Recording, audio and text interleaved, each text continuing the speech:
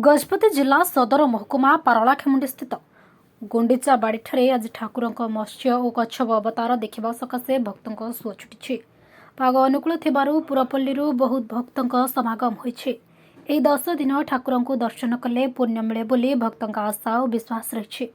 तेणु ठाकुर 10 अवतार दर्शन करने सकाशे भक्तों समागम होता है। भक्त माने नड़िया कदली फूल तुलसी धरी ठाकुर पूजा अर्चना कर दर्शन करती। संध्या समय संध्या आलती देखापी भक्तों सुଅ छुटे।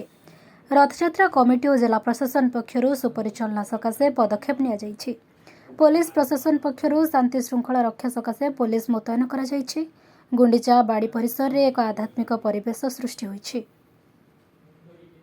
ठाकुर आज मत्स्य कच्छ अवतार जय जगन्नाथ। आज ठाकुर द्वितीय दिन पहंडी विजय पर प्रथम बनक लगी होता काली गत काली बनक लगी होता। आज ठाकुर मत्स्य एवं कूर्म भेष विराजमान होती।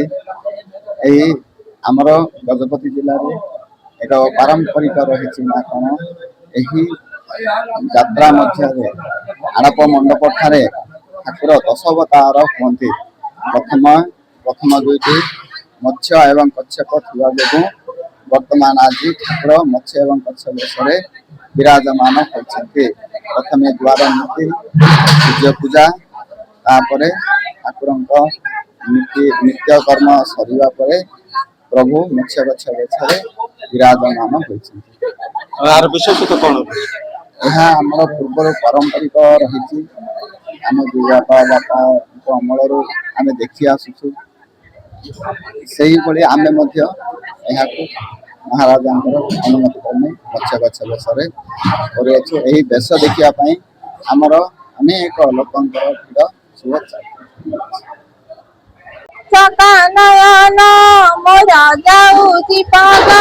प्रभु दिने न देखिले तो कला बदन मोर सारे दिन भजी भजी तो नाम चका नयन मोर जीवन प्रभु दिने न देखिले तो कला बदन मोर सारे दिन धन संपत्ति मोर होइब किस लुड़ा नाही तो मोर सारा गबस हाथ पाते मागे खाइबी तोर मन खुशी रे महाप्रसाद मोर जीव जीवन भजित नाम चका नयन मोर जाऊ जीवन प्रभु दिने न देखिले तो कला बदन मोर सारे दिन दिने न देखिले तो कला बदन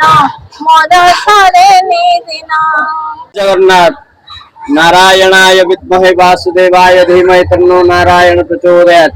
नीलाचल निवासाय नित्याय परमात्मने बलभद्र सुभद्रा गणेश जगन्नाथाय तनो श्री चतुर्धामूर्तये नमः। पवित्र श्री गुंडीचा रथयात्रार आज तृतीय दिन अवसर में भगवान महाप्रभु श्री जगन्नाथ महाप्रभुंकर मत्स्य अवतार एवं भगवान श्री बलदेवंकर कच्छप अवतार आज दर्शन को दौरान आज यही दर्शन देखा गजपति जिलार समस्त आखपाख ग्राम लोक मैंने आसी दर्शन कर जाऊँ निज निजर मनस्कामना भगवान श्री जगन्नाथ पाखे प्रार्थना करें।